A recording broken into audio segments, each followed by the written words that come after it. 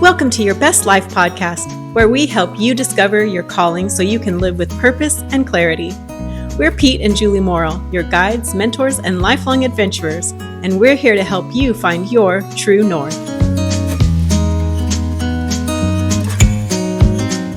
In today's episode, we get to listen in on a segment of a coaching session between Pete Morrill and Anna, one of our coaching clients. Anna and Pete share a unique connection. Both of them served at Kidder Creek Camp in Scott Valley, California. Pete as a former camp director and Anna in key leadership roles that shaped her character and confidence. In this conversation, Anna reflects on how her camp experiences offered insight into her personality, leadership style, and strengths.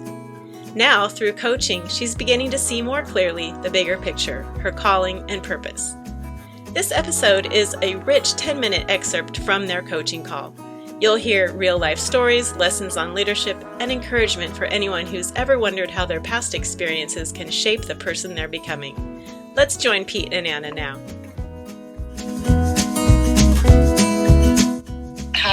Putting emphasis on both getting things done and caring for the people that were on my staff. That's the sweet spot. And it is hard, but it also, when I read your personality type, I go, it seems like there'd be a constant tension between those two in a positive way. Yeah. You know, are we getting things done? Is everybody okay? Is that, and I agree with you, at camp, you need to get things done, but if everybody's not okay, you know, the ship is sinking either way. If you don't get things done, or if everybody's not okay, but it probably sinks faster if everybody's not okay. Yes, yeah, and I think that's where that actually you saying that I feel like brought me more clarity to what I was thinking about, because I think staff care and staff health is something that is so important to me. And so that was something that I especially during training and stuff, but in any leadership capacity, that's something that I usually put a focus on really early on in the beginning. Yeah. To just establish that as a precedent. And then even thinking back to last summer, there was 1 week that we had at Timberline, 4 more cabins than we normally have. Oh, wow. Okay. We were using all 13 cabins plus the 2 staff cabins for campers because it was just such a full week. And that was a week that the counselors had such grace for me and Zeke, who was my co-leader, because they knew okay, this is a week that is just going to be almost full focus priority is going to be on getting stuff done and making sure that things are running the way that they're supposed to. But since Zeke and I had put so much focus on the staff care thing beforehand, it kind of just set that precedent of they showed us so much grace. We knew that they were doing okay. Yeah. Because we knew how they worked and that kind of thing. Yeah. Yeah. Yeah. You anticipated the need and you had invested already in terms of you put some positive social chips in the bank, so you could use them because you knew you were going to need to use them. Yes. Yeah. Oh, I actually love it. Yeah, I can relate to that. It is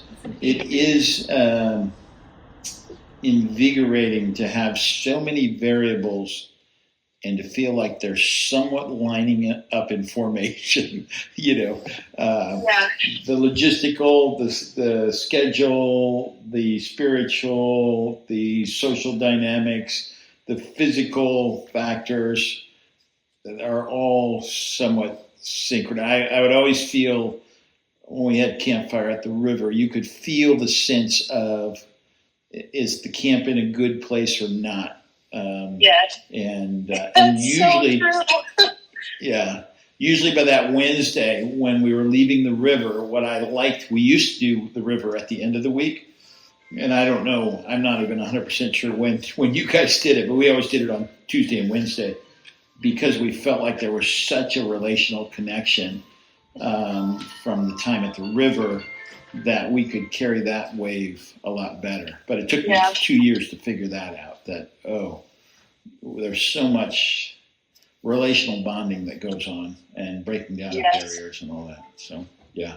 That's so true. But if you had a bad river trip, it was the same thing. You were trying to recover from that at the same time. So, yeah. Yeah, that's so true. So you coach yourself. So it beats you up a little bit in terms of the things that are challenging aspects when you're dealing with team members. And you said, as you lead, remember to be patient with others and with yourself. Take time to hear and encourage people's ideas, especially when they're on the quieter side. Are you thinking of a specific circumstance, or is this just a general coaching? I think it's more just general.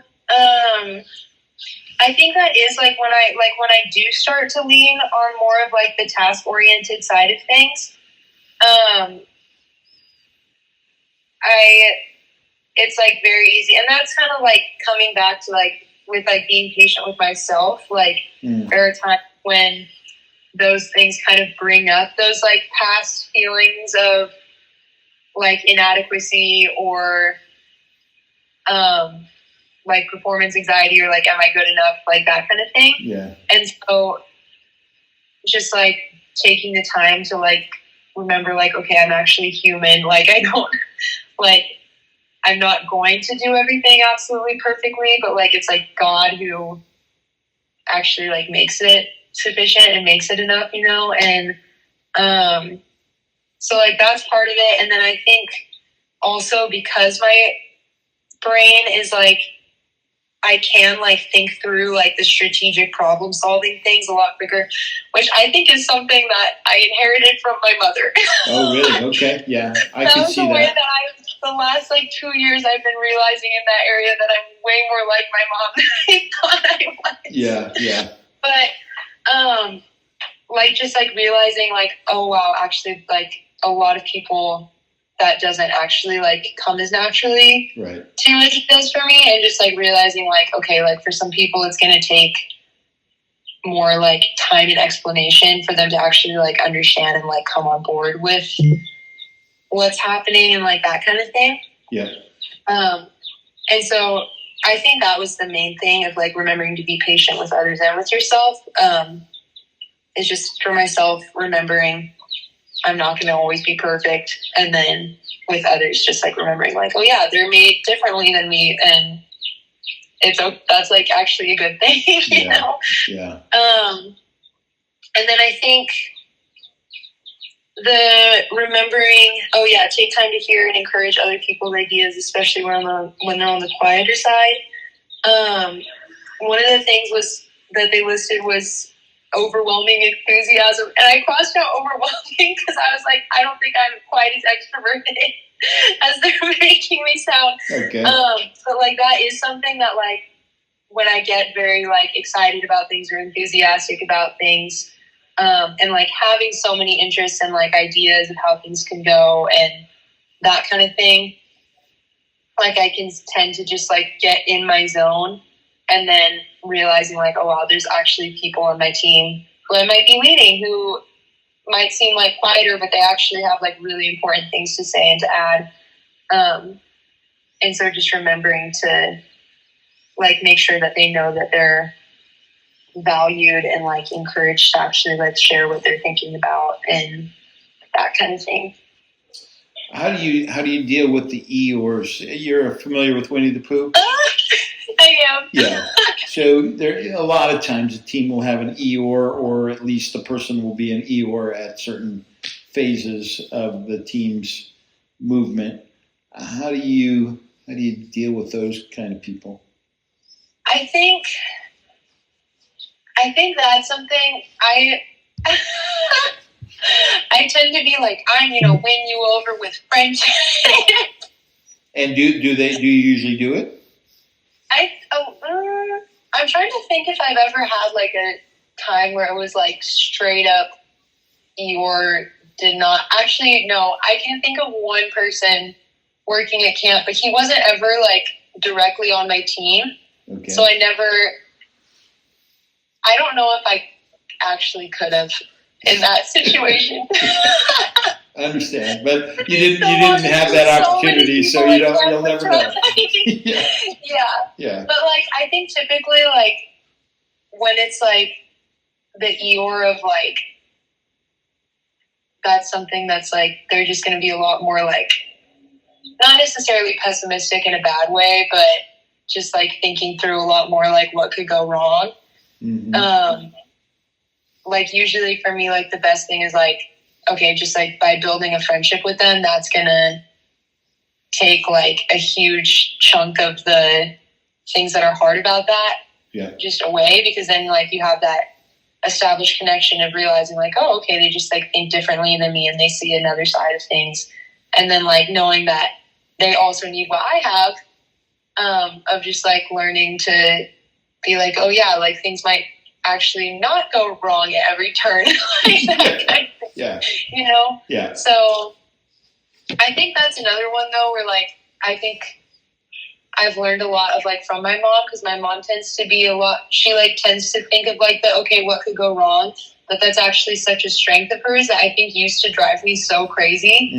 And then like now realizing, oh wow, that's actually such a strength, because she like sees so many things that other people might not think about. Yeah. And it's like such an important part of the team. And I would not call her an Eeyore by any sense of the word. But a careful critiquer, right? In other words, they're critiquing not the mission, but they're critiquing, oh, well, we might have trouble at this stage of the mission or whatever. And they might encourage you to come up with a plan B, or at least think through everything. Almost never goes as swimmingly as you think it's going to go when you plan it. So let's think through how we're going to deal with some unforeseen things. So Yeah.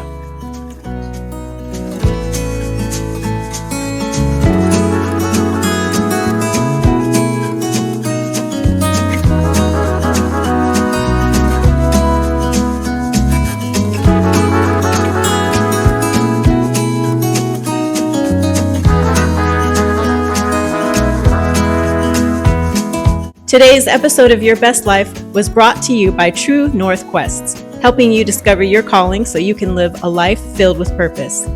Find out more at tnadventures.org, where you can book an appointment with a calling coach, learn about upcoming True North Quest workshops, and more.